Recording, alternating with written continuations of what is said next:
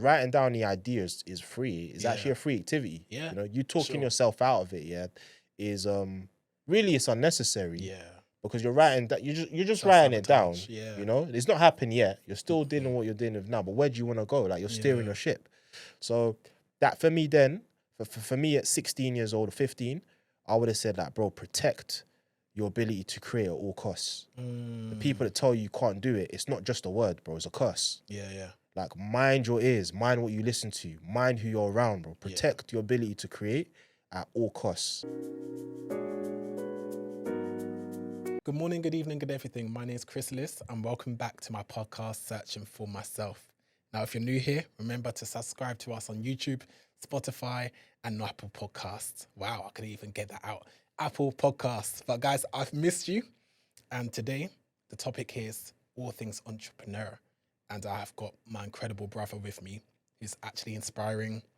He just goes, man. He's just going to be like the, New York best time seller. Time, one of the, the Time magazines where they're like, here, one to watch. Like, cause bruh, he's just actually fantastic. Sorry, I actually dropped my phone. But yeah, ladies and gentlemen, it's an honor for me to actually interview my bro, Gyles. What's going on, bro, man? How you been, bro? I'm good, man. How are you? I'm blessed, man. I'm honored to have you on. I'm honored to be here. Bro. Yeah. I don't get asked to do these things every day, so What? Cool, man. Nah.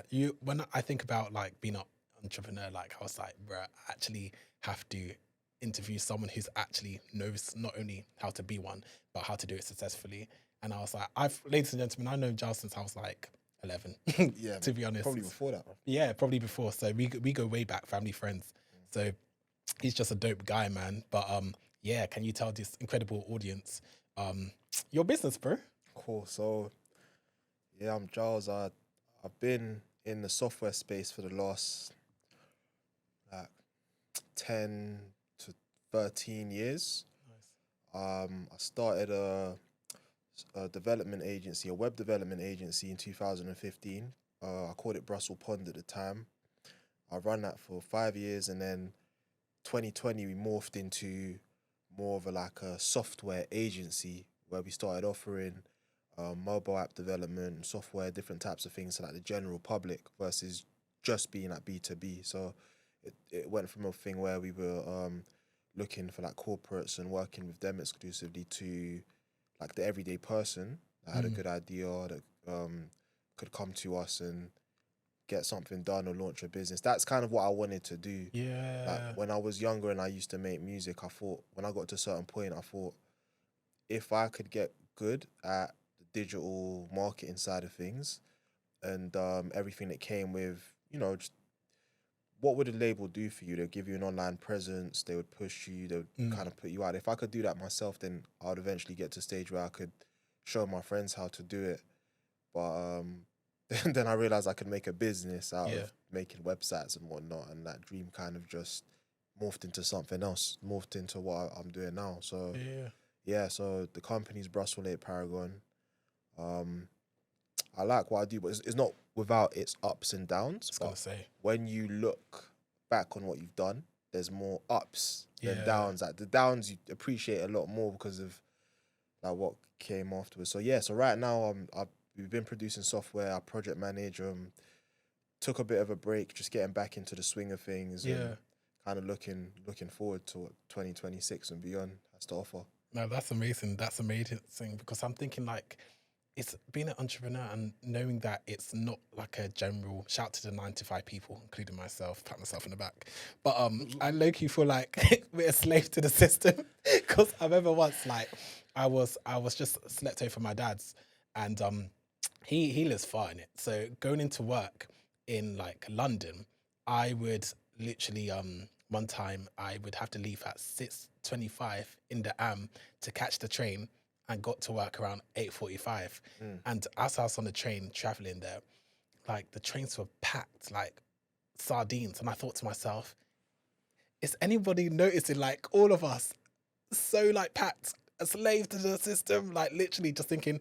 And I thought, Chris, relax, speaking to myself in third person because we got bills to pay. Like, so I was like, let me calm down because I'm not going to start a riot knowing that bills are very much real.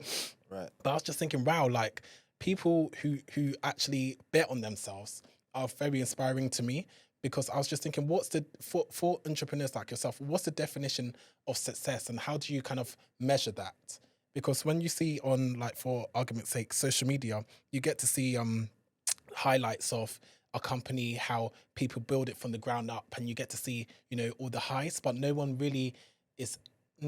really willing to really talk about the lows of, you know, the losses, or the losses of profits, or even staff, or this, that, and the other. Because everyone sees the glory and the fame, and no one sees, you know, the groundwork sometimes. So for you, what defines success for you, for your business? I have thought about this. Yeah. Okay. So I'll answer your question directly. So for me, success for me right now is not even just about business. Actually, it's more so a personal fulfillment. I feel like I'm challenging myself. I feel like I'm doing what, like, the 13-year-old me would have been proud of for me to do. It's not necessarily like the easiest thing in the world. I'm not gonna lie and say it is, but everyone's version of success is different. Like, you know, and it's not being an entrepreneur that I feel like people need as such. Yeah, it's like you finding out what your calling is and what it is you want to do. Yeah, Right? Because some people aren't meant to be entrepreneurs. You know, some people aren't meant to go through that pain of starting a business, and then, like, some people are better at being an accountant, or something like this, and they like the structure that comes with it. Some people are good at architecting systems, and that's their thing. And they wouldn't want the responsibility of being an entrepreneur, you know. So they might try what I do and look at it as like, this is a failure. Like, I hate this. You know, and then you know, maybe I try what they do and I feel the same way. So it's like, it's not so much.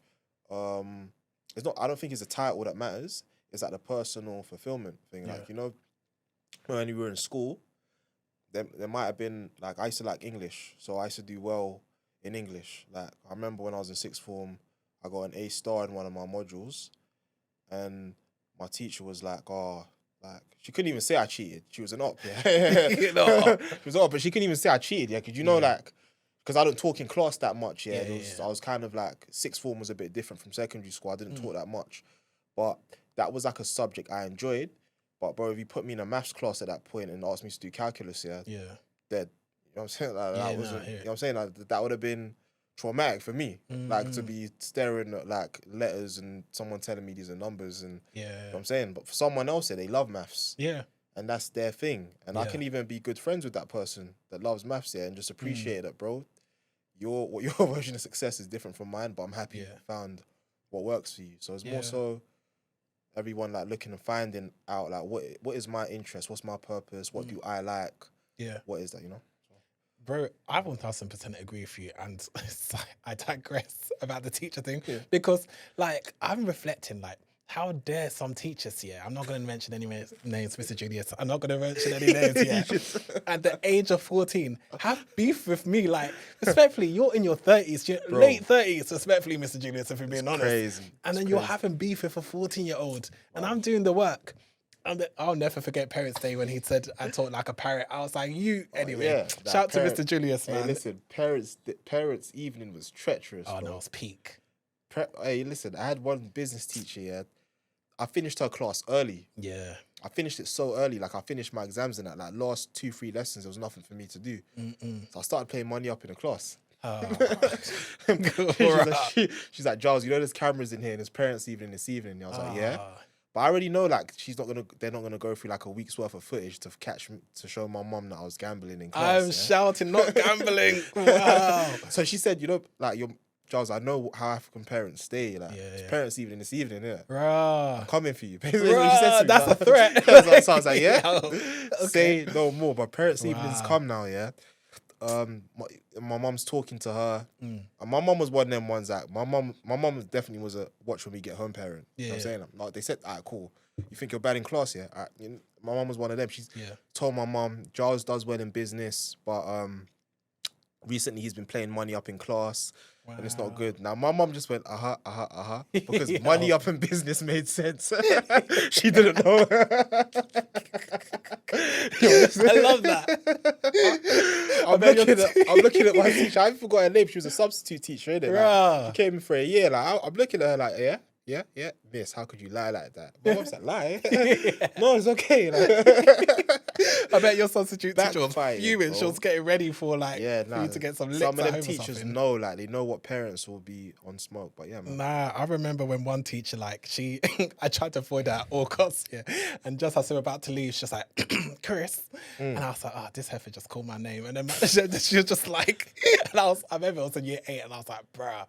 Or I think it was year 10, but she was doing the madness still. I'm not even going to say what she was doing because otherwise I get sued for defamation of character. Yo. But bruh, you were moving a bit mad still.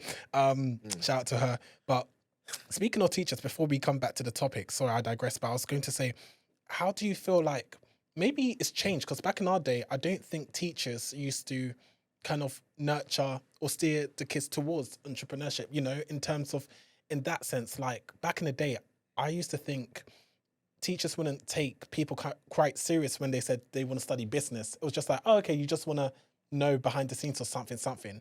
But do you feel like teachers these days, how could they navigate students to kind of reach their potential to be an entrepreneur? I think it's probably different now. Things, to be honest, my business teachers in sixth form weren't bad. Okay. Yeah. And business in school, I never learned business in the school classroom anyways. Yeah. It was all my friends and stuff outside of school Nice. and in the school playground. And then, initially it's like, Mum, I want these pair of trainers. Mum's like, how much is the trainers? Yeah. No. I hearing no too many times over, yeah. Just you resort to alternative measures, innit? If you've got like a bit of... Allegedly, allegedly, innit? If you've got like a bit of hustle in you. Yeah. So I learned it from, like talking to my friends, watching videos, maybe looking at like, people I looked up to and whatnot. And then probably like when I've been doing it for a couple of years, when you figured out, then I discovered things like The Apprentice. Yeah. And these TV shows and stuff and Dragon's Den. And I was like, oh, okay, cool, I can do that. Then I went sixth form. I used to make music, then I stopped. I went sixth form. And then when I took business there, you learn a couple more things, like SWOT analysis and stuff like this and that. But I don't know, most of the things I learned was outside of the classroom anyway. Nice. School was fun for me. School was fun. Yeah. Like, I really appreciated school because I learned how to fight. I learned how to make friends. Yeah. I learned how to... in year 7, I started out a nerd because I came from a good primary school. And I thought Bishop Douglas is a good school now, innit? Them times there, yeah. Shout out to Bishop Douglas. Yeah. Literally, my mum made me Catholic so I could go to a good Roman Catholic school. Yeah. Bro, I get to Bishop Douglas, it's like my cousins gave me the lowdown, like, I got someone there for you in the school, like, you'll be cool, it'll be fine. Bro, I get there first day, my mum's giving me the satchel bag and the uncool school shoes. I never had kickers in year 7. I get to school, I'm thinking, you know what? I don't really like my outfit, but I should be all right because I heard the school's good. Bro, first day, teachers are getting robbed, bro. I'm in a school. This school, but there's that, like that kind of speaker that goes through the corridors. Yeah. It's like, Mr. Satchel's bag wallet has just been stolen. We know we know a student charged this to KFC. And we're looking for you. I'm like, them times that I couldn't even snitch to no teachers because his teachers are useless, bro. What? So it changed over time, but then, you learn, and also you don't, like, the teachers can't protect you when you're at the bus stop, when you're school playground and you're in a certain corner where there's no cameras. So just like, you need to learn how to fight or you're going to be someone's food. And I was thinking 5 years of this. 5 years of this. Nah. So that was the secondary school, because I thought you went St. James. I went St. James's for sixth form. Sixth form. But I did my 5 years at year 7 to 11 at Bishop Douglas. What area was East Finchley. Oh, word. Yeah. No, so it was I can't lie, it was great. Like, it was great. It was great. That's mad. No, my school was mad. I'm not gonna lie. I felt it was definitely Waterloo Road. I think they need to run us our check because, respectfully, everything that happened in that school allegedly was happening in Waterloo Road. It was mad. I would never send my kids there. What? To raise criminals? Huh? What was that? So it was in Bournemouth. It was Hearts. Was it? Okay. It's a really good school now. apparently. But yeah, it's a really good school. Shout out to them. But yeah, my Yeah. school was mad. It was beyond a joke, and if I'm honest, it lacked diversity. Okay. So from year Am I allowed to 7, grab this? yeah, Okay. from year 7 to year 9, it was quite not tough because there's no bullying, but it was hard because your ethnicity. Long story short, like people didn't really celebrate being African. Do you know what I mean? It's more like tolerate.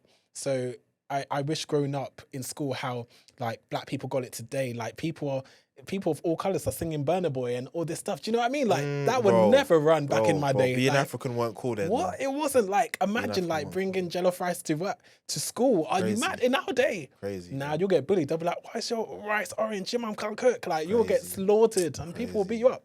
But yeah, we had, they would try but not me, by the grace of God. But like with the black people, like we not only stick together, but I was kind of well protected, which was very great because they could go either or and they were secure who they were.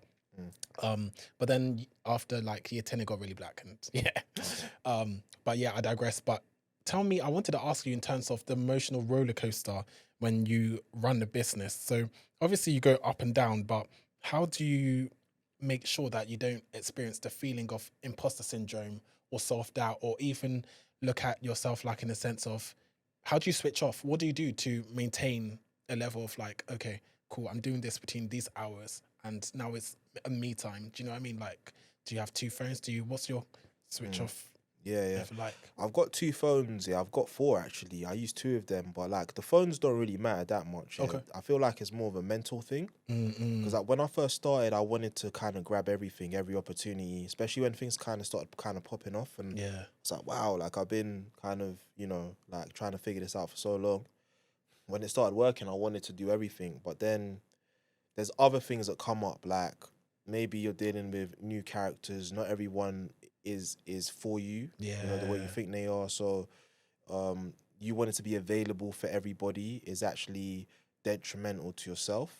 And I probably learned more so like the hard way because being online, I'm behind a computer a lot. I kind of forgot what it was like in the real world. Like during my teens, I was out a lot.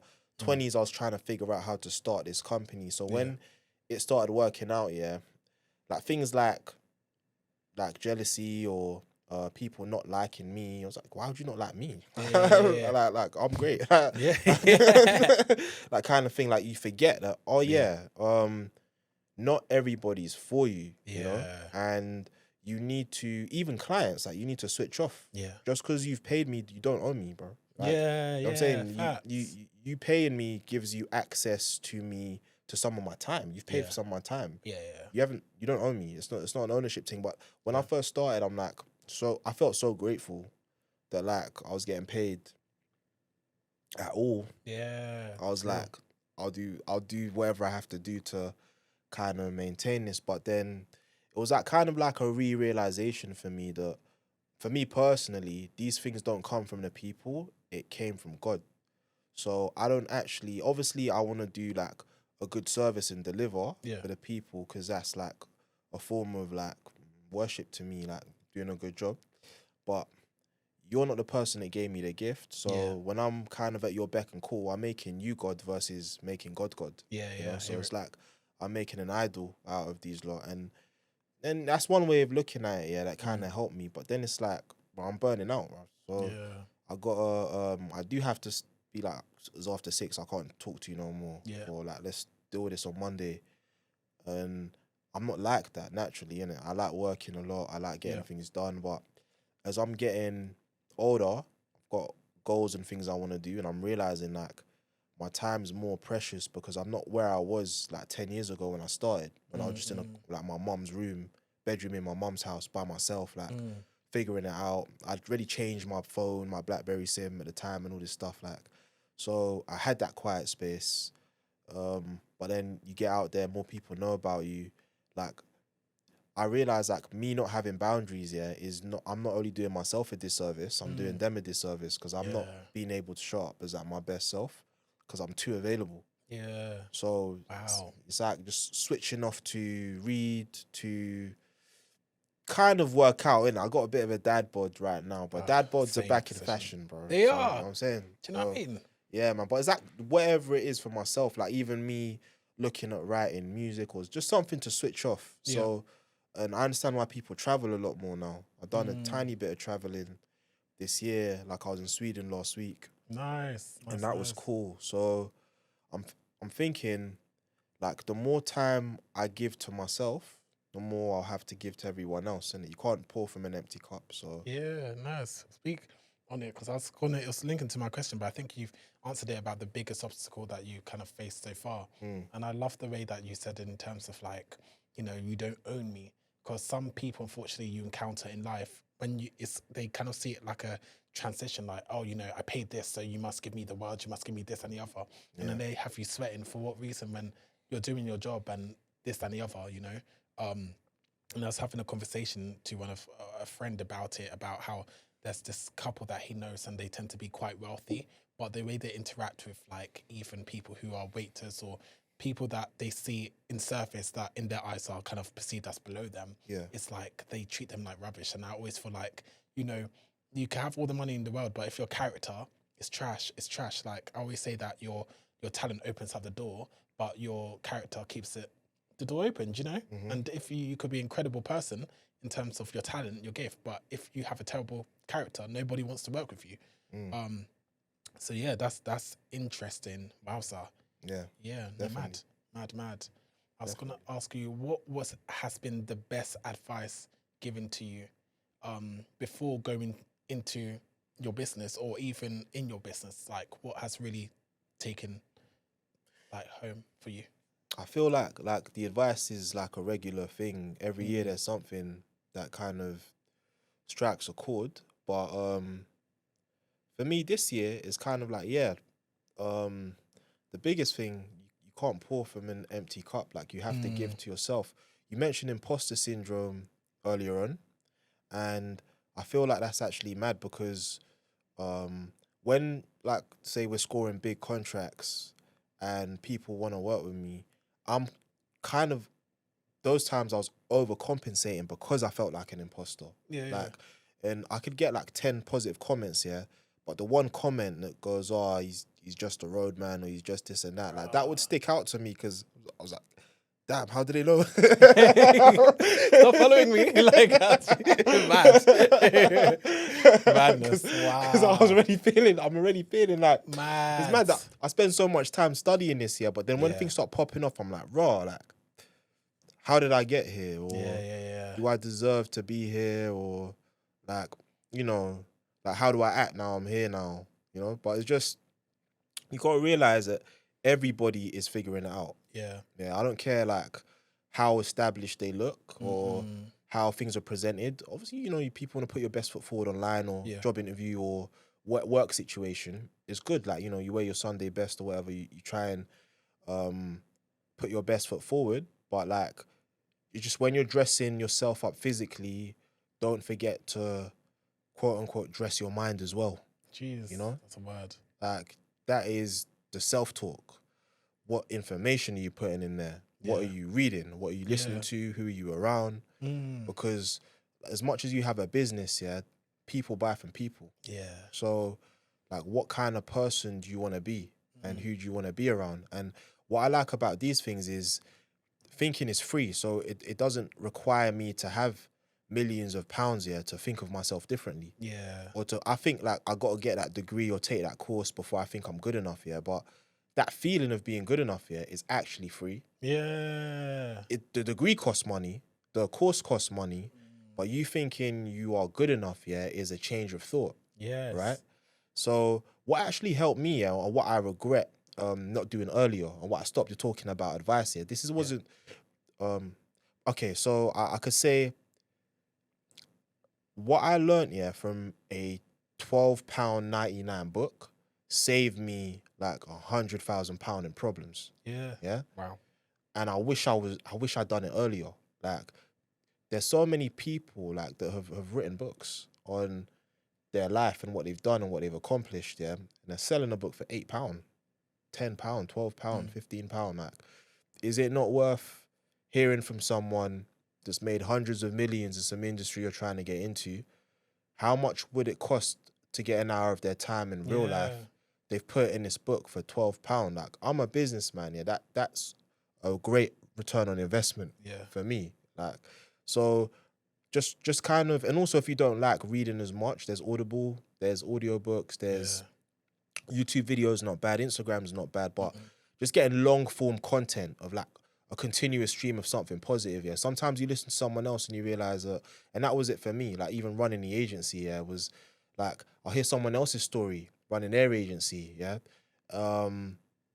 like there was one book I read by a guy that the company, the agency he founded, started Slack, and Slack is like a really popular communication tool for developers. Yeah, like I've used it internally. They built that, and just hearing his story of what he went through as I'm reading that book, I'm like, raw, like I'm not so bad. Like, he's gone through the equivalent of, or even worse than my situation, and he's bounced back and done so well. It can be quite reassuring to just know that, you know, people that have come before me faced these same things, and this is how they dealt with it, and I'm on the right track as well. So reading is really important. You know, I got going and I was like, I'm in the industry where what is working, like, what do I need to be reading or doing any self-development for? But bro, you have to, because like, you don't wash yourself once and be like, I'm good for the rest of the week. Like, it's a continuous thing, innit? So It's true. Yeah, bro. Yeah, for me, definitely, like, you know, that whole saying, readers are leaders, that was probably that, advice-wise, that would probably be it. And that's incredible, actually, because, you know, they said back in the day, and I remember growing up, someone said, if you want a stereotypical trigger warning, but if you want to hide something from a black man, put it in a book. I've always hated that saying, because growing up stereotypically, apparently, allegedly, black men did not read as much. That's what the dumb people would say. So when I heard that saying growing up, I was like, you guys are dumb. But I love the fact that you've actually said that and dropped so many gems in terms of, I feel like there's no excuse. And I feel like when you're only a failure when you didn't learn a lesson from that experience, do you know, and you don't pick yourself up. And why I'm laughing is because when you said about reading one comment and that annoys you, it reminds me of something that I saw that was viral recently. And apparently some black lady, bless, she traveled like 3 hours to address like someone who actually messaged, like, put a racist comment in her one of her videos. Oh, really? And she basically found the man, got him to apologize.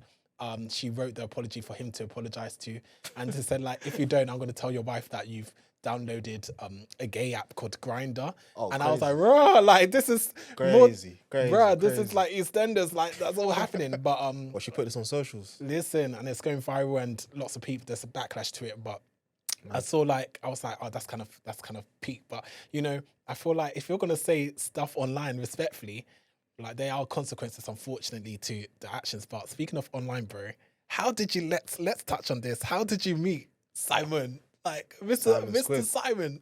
What? You know, okay, so bro, you want like the short version or the long? There's only one version, to be fair. Give me the version, bro.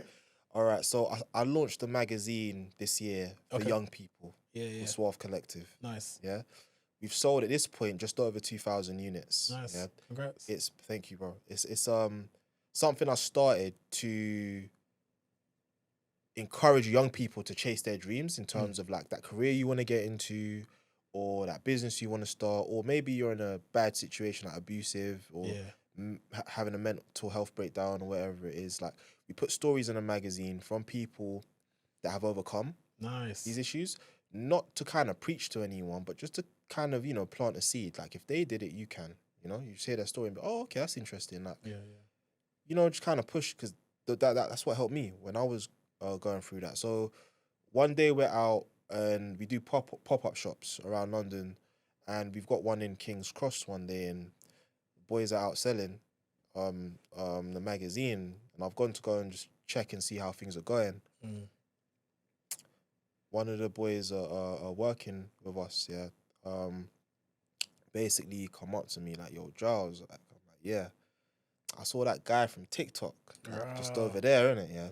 I tried to sell him a magazine, but he wasn't having it. I'm like, and I'm like, yeah? He's like, yeah, man, he wasn't having it. Da, da, da, da. I'm like, who? He's like, you know that guy that goes on asking people what their dream is? What's your I'm like, dream? yeah. And I was like, these times I've already bought his book. Okay, By nice. this time, I'm like halfway through reading it. Right. I didn't even realize how much of it I remembered until I spoke to him. Yeah. So I've just kind of gone to speak to him, just to be like, big up yourself, innit? Yeah, like I love the book. Yeah. We get talking, and he's like, yeah, really? And as I'm talking to him, all the things that I didn't even know I knew this much about him. I'm like, yeah, you lived in Hong Kong for a number of years, and you launched a business with your wife. You built it to X amount of millions, but the problem you had is you had like 50 employees, but you're the only person that was doing the sales because you're the only one. These are all things from his book. Nice. So he stopped me mid-sentence and been like, damn, like, you actually read it. Yeah. And I'm like, yes, bro. Yeah. So we get talking. I'm like, yeah, I just wanted to, like, I'm going to be on my way, innit? Like, I've got staff around here working. He's like, no. Can I ask you what your dream is? I'm like, nah, I'm already doing it. Yeah, come on. And he's like, yeah, come on, there must be something else that you want to do. That can you think of something we can put on camera, that kind of thing? And I was like,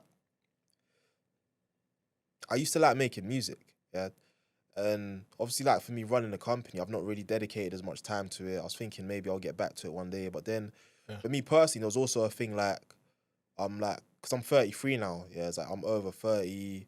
I remember I used to like way back like date one girl. She's like, oh, guys shouldn't really be making music over 30. You kind of stuck in my head. Ages. I'm like, I'm thinking like raw, like she's wrong, but at that time I wasn't doing anything, and I was thinking it's like a dream in the back of my mind. So, because I had like a decent run when I was like a youth, like making music, like, as a teenager, but I really wanted to focus on getting the business side of it right because I just felt like music was so precious to me at the time. I do not want to be in a situation where someone else owns me in that way. Like, you couldn't let me work for you normally, not owning my like music was like a precious thing to me when I was a teenager, innit? So me building up the business, like when I got to a certain level, I'd kind of fund it myself. But it was also, like when I was a teenager making music, bro, I save up like £5-10, go studio. So you didn't really need nothing to start. It was all in my head that like, let me just do more business. Let me build up a bit more, then I'll make a film, or I'll do this, or I'll do that in music. So I've kind of brought up to me. He's like, oh yeah, you used to like making music? Like, what kind? I was like, I used to rap. He's like, why'd you stop? I was like, just life, business. He's like, oh, come on, man. You got any lyrics? And I was like, I'm working on something at the moment. He's like, okay, rap now. Underdog. So I'm like, no. That part. And that's what he filmed, did it? That's what he started filming. He's like, no. So he's like, come on, do it. Then after him, like, kind of pressing the issue, eventually I've done it. Yeah. But then he's come up with a marketing idea that we're gonna split it into 2 videos. Nice. I'm gonna release one that says, and you're not one where you're not gonna do it.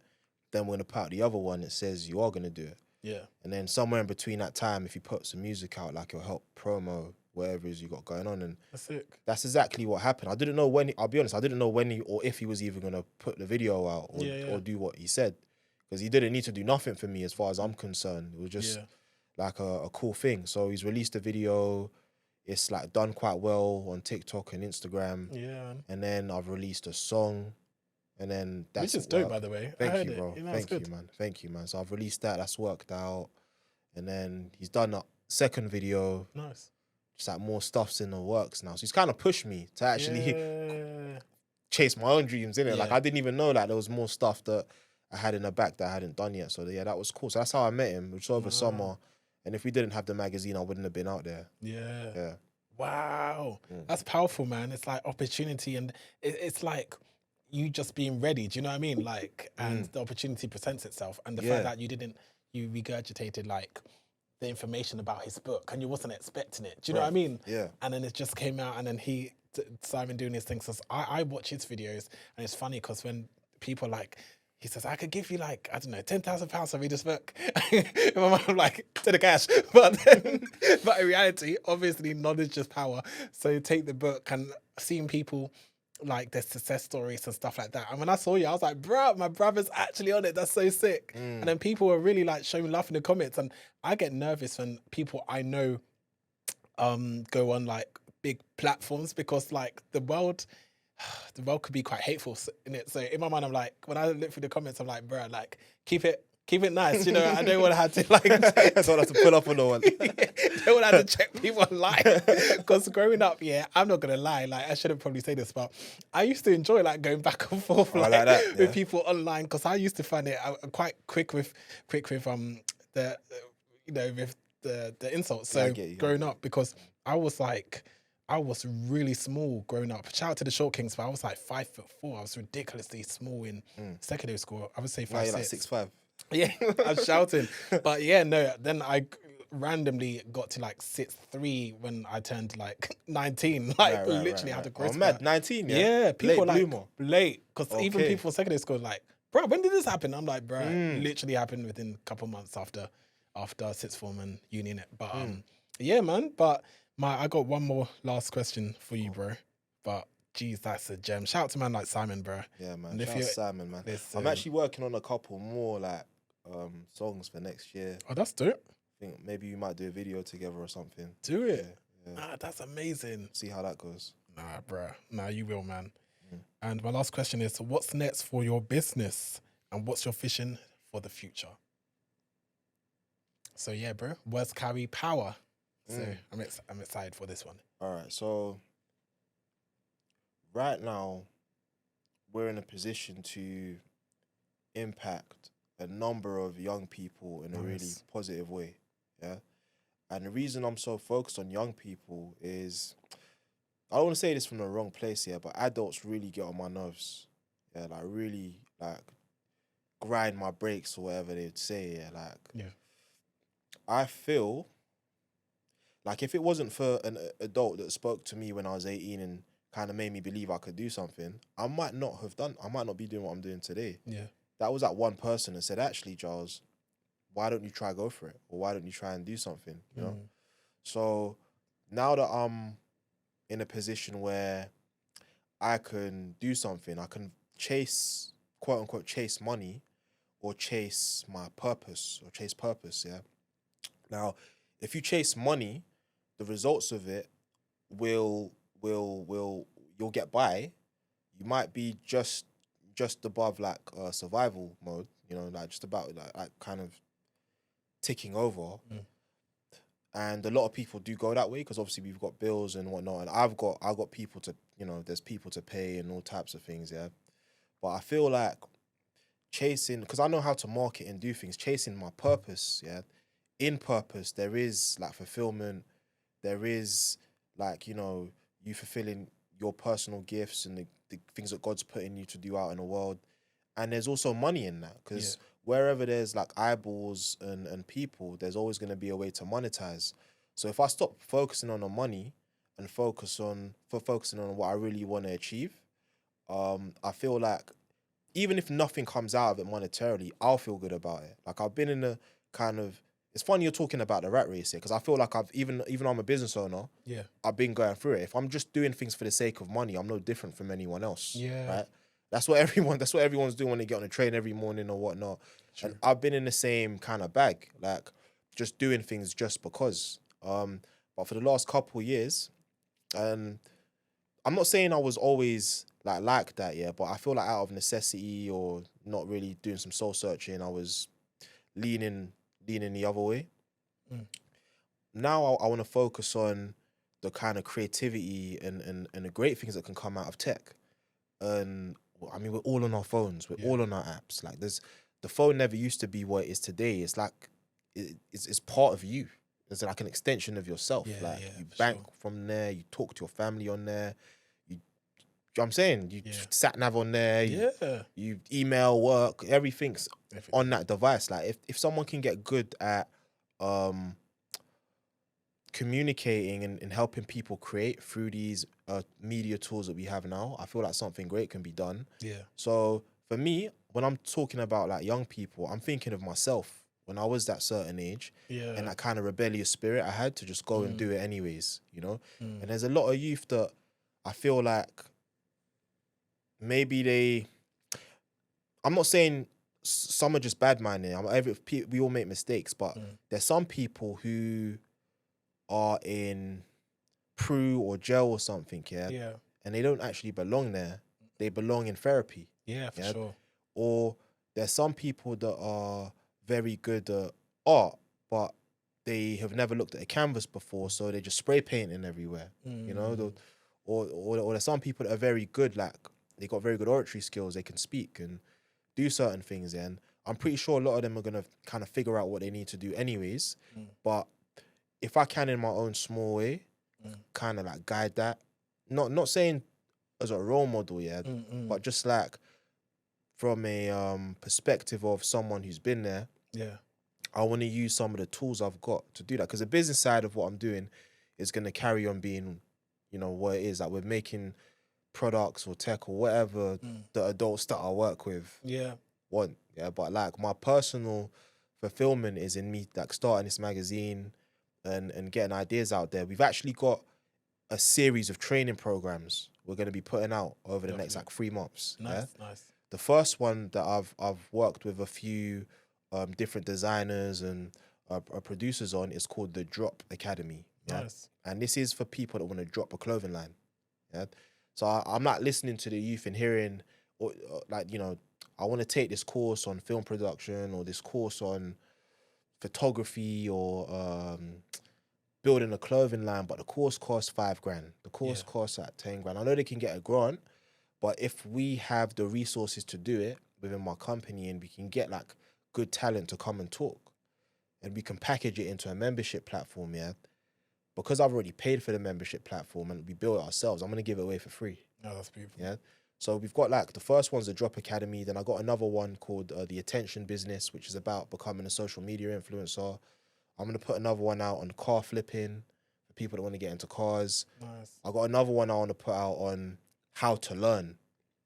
So this was interesting, this topic, yeah, because like when you're, you know, like not hitting the mark when you're in school, that feeling of opening the envelope, yeah, and my mom's gonna kick my ass when I get home, yeah. Like, even before the ass kicking from your mom comes in, you're thinking, you're looking at it like, damn, like I'm dumb, and you're actually not. You're because passing that test is a exercise of memory, and information retention.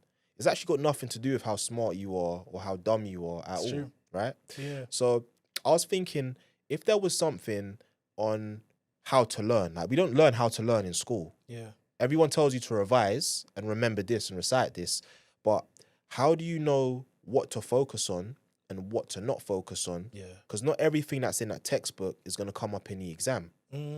So what touch points should I be focusing on? That's what like the extra tutoring after school and all that was for, to kind of get you on point there, yeah. And if you just had a tutor and your goal was to pass exams, what do you do when you're 21 and now you're thrown out into the world? Exactly. Right? You're just, again, like, you know, memorizing things to keep your boss happy. Yeah. And then living for the weekend. But if you actually could consciously take that skill of how to learn, you can apply that to, you know, your cognitive skills and thinking, and when you're in business or when you're climbing that career ladder, studying the environments and knowing, okay, what's the social dynamics in this office, innit? Like, what do I need to do? Who do I need to connect with to make sure things happen the right way, you know?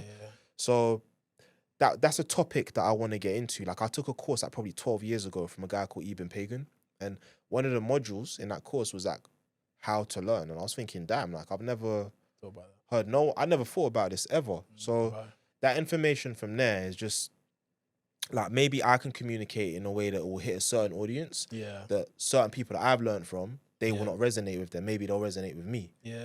And also me putting it out helps me remember it and learn it as well. So my big goal for 2026 is to put out as much like information and training resources, making it freely available to the young people that would benefit from it. And we've already started doing that with a magazine, but I'm really looking to, like, I've got like a new lease of life in it where I just want to like focus on pushing that narrative out of like, it's cool to learn. Not what's in school. I'm not talking about learning a syllabus and that. I'm not knocking school either. But I'm saying, like, what are you doing in your spare time for yourself? You know, like investing in yourself. because I can't tell you to go and buy a course because you might say it costs 12 bags or sorry 12 grand and whatever else. Yeah. And it is a lot of money. Yeah, It is a lot of money, yeah. nice. But if I can remove that barrier to entry, people always forget like thinking is free and getting yourself on like a vibrational field where you feel like you are that person already. Yeah. That helps combat imposter syndrome. Facts. You know, like you go to a restaurant and you know how to use a knife and fork. Yeah. And you know what a dessert spoon is and all that, yeah?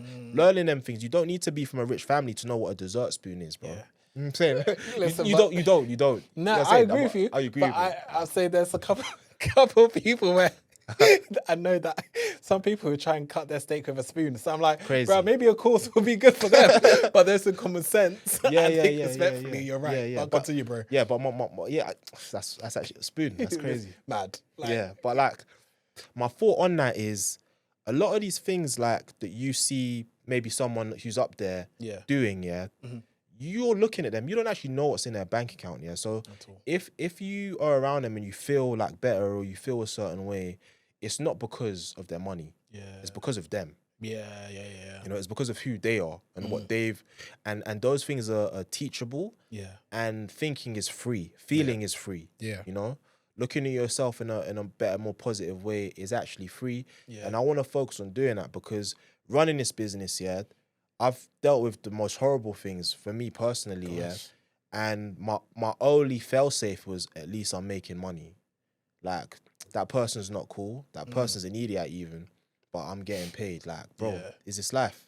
I'm not going to take it with me when I pass, Exactly. yeah? So, as I'm doing that, I get like business is business, yeah? And I'm not even a person that likes saying that, but I've got things that I want to accomplish and things cost. So, it's like whilst I'm building that career, I want to also... It's funny me saying this, innit? Because you'd think like the entrepreneurial thing is all I wanted to do. It is, but it's like how you feel about yourself whilst you're doing it. I'm not doing it... Like, I'm not doing this just to make money for myself. Yeah. You know what I'm saying? Like, it's not just for me to have a private jet by myself. Yeah. Or do all these things by myself. Yeah. You know, it's not why I'm doing it. It's because, like, I felt that kind of joy of being able to put things out, and I realized that like this joy is I'm happy. I spent £3 on a bottle of juice, and I'm on my computer figuring things out. There's no big check here, brother. It's just me doing something I love to do. Exactly. Yeah? And that is actually priceless. Yeah. You know? So if we can like kind of make knowledge retention cool again, you know, and make it interesting for people to want to learn about how to do those things they like. It helps remove that imposter syndrome or that lack of confidence or being in a room and feeling like you don't belong because you don't know how to move in this room. Yeah. Because you've never been in here before because you're from the block. Yeah. You know what I'm saying? Like you're in a nut market restaurant, like you know what I'm saying, this is not your normal, innit? That's why you make so much noise about on social media. Yeah, because Hakkasan's something to you. You know what I'm saying? There ain't nothing wrong with that. I'm not even trying to throw shade, No shade. But it's but it's like you are cool all on your own. Yeah. Because you're you. Yeah. You can, it's nice to travel, but traveling with low self-esteem, like you're gonna take that with you to Italy, to Spain, to Mars. Like, you know, but you valuing yourself here and being able to look at like the beauty of life here, that's an internal job. It's true. You know? So if I can in a small way make it possible for that person to feel that way. I'm also doing it for myself by doing that. Because, you know, as I'm writing the material and working with the people, I'm learning stuff, I'm re-remembering stuff. Wow, that's interesting. I definitely want to put that in a course. You know? So that's my goal for the year going forward, is not to make more ungrateful adults rich. I've been doing that for a decade. I've been doing that for a decade. It's like, and I'm pretty good at it now. So I want to focus on kind of imparting knowledge to the people that I know, even if I never meet them, innit? Like, will do something great with that information. That's beautiful, bro. And that's part of legacy also. And it's like living in your purpose, isn't it? And it's your responsibility to actually overcome that level of fear of, you know, self-doubt or imposter syndrome or this and the other. But it's always helpful when you have like a guiding light or someone who's a beacon of light who's been there before and is actually able to give their knowledge and their time to allow you to be great. A bonus question that came to mind, because bro, when you're speaking, it was so passionate. I was like, rah, you proper dropping gems. So, what would you say to your old self, and would your your young self be proud of who you are today? What age are we talking about? That's good. I'm talking about what age are you? Because I was going to say more secondary school. Secondary school, yeah? Yeah. Secondary school. All right, secondary school. What would I say to myself in secondary school? I would have probably said, like, don't stop, bro. Why are you stopping? You know what I realized, yeah? Tell me. All right, cool. So this is the maddest thing for me. Making, doing something you love. Like, for me, it was the creative arts. Yeah. Like drama, music, yeah? So I got good at music. It wasn't just music. I got good at graphic design. I got to understand how to mix and master stuff because I used to watch my friends do it. Nice. I got to an age where I kept hearing, it's not a real career. You're going to have to get a real job soon. You're going to have to get a real job soon. You're going to have to get a real job soon. So that was like the kind of mental model playing in my head. So when I got to 16, yeah, it's like my career as a musician at that time, yeah, like I don't want no haters to come for me, yeah, but I was hot. Listen, you couldn't chat to me like you couldn't chat to me in school like musically. I'm sorry, you know, I'm not trying to, bro. Talk your talk. I'm not trying to listen. For the people that were there, no, innit? Like, if I'm not even ruffled, let them ruffled. Like, and you know what the thing is, yeah, I'm not one of them ones that are like standing on old glory because I'm also him now. Yeah, come on, I'm also him now. But then I was like, I was like really creating. Yeah, like that kind of creative energy. But I thought when I get to be a certain age, I'm gonna hang this up. Like, so I got to be a certain age and I stopped. Like 17, I felt like I'd accomplished what I wanted to accomplish. I stopped, but really, I stopped because I didn't know where to go from there. But here's the thing: is everything that I was doing up until that point was creating. Like sitting with my friends, having ideas. How are we gonna do that? I don't know. I'd write it down in a song, and kind of that whole. I didn't know about the law of attraction or manifestation, or obviously I knew about church, but you know how church goes, bro. Like sometimes, bro, you can't wait to get out of there. You can't wait to get out of there sometimes. It's not easy sometimes. Bro, there's a punishment growing up, bro. Sorry, mom. Yeah. It's okay. Now we're blessed. We're saved. No, definitely. But that's like your own personal realization. So my thing is now, what I've realized recently, is that as an adult, the only power that really makes the world go around is that creative spirit. I've realized that now. Like the companies we work for were made by somebody. Yeah. And the ability to have that kind of childlike, it sounds cliche, but to still create, and I'm not saying you got to create a company, mind you. You can create the design of your living room, and plan things out and still have that kind of creative zeal to do something. That power, or that like little light inside of you is not meant to be dimmed. Yeah. And I kind of put like a lid on it when I got to like 18, 19, and then I was trying to figure out my business. I kind of, every time I've listened to like an entrepreneur or someone successful speak, they always talk about the power to imagine, the power to create. They talk about like Disney or the guy that made KFC when he was 65 or these man, like there's no clock on imagination. People are still creating into their 70s and stuff like that. You know, I didn't know what Morgan Freeman looked like when he was 20. Morgan Freeman's been old ever since I knew he existed. I don't think Morgan Freeman knew what Morgan Freeman looked like when he was 20, respectfully. But he's been like, he's been like a you know what I'm saying? Morgan Freeman's been like a 50-year-old my whole life. But I didn't know who he was before. But it's like your ability to create, and I'm not trying to say nothing bad about Morgan in case I ever meet him. We love Morgan. He's a legend. In case I ever meet him. You're a legend. He sees this. But I'm saying that ability to create, should not die. So I've learned that now. Like, but I've learned it in the last probably like 2 years. Or like year of some of the things I've been going through. So now I'm like, okay, if my mind's that powerful and the words I speak affect my future and the way I think of myself, like things are attracted to me or pushed away from me based on how I navigate, like I need to take some time to, the same way I would spend time planning out what I'm going to do for a client, I need to spend time planning out what I want for my life. Yeah. And not from how are we going to do this way? Like, what would you What would you write down if money was no object? If travel wasn't an issue, if time didn't matter, what would you put down? Because writing down the ideas is free. It's actually a free activity. Yeah, You know, you talking yourself out of it, is really it's unnecessary. Yeah. Because you're writing that you're just writing it down. Yeah. You know, it's not happened yet. You're still dealing with what you're dealing with now. But where do you want to go? Like you're steering your ship. So that for me then, for me at 16 years old or 15, I would have said like, bro, protect your ability to create at all costs. The people that tell you can't do it, it's not just a word, bro. It's a curse. Yeah. Like mind your ears, mind what you listen to, mind who you're around, bro. Protect your ability to create at all costs. Like it's precious. I agree, bro. Wow, that's a word. Jeez. Oh, Jesus, Gyles, ladies and gentlemen, bro. I can't wait for your TED Talk. That's going to be sick.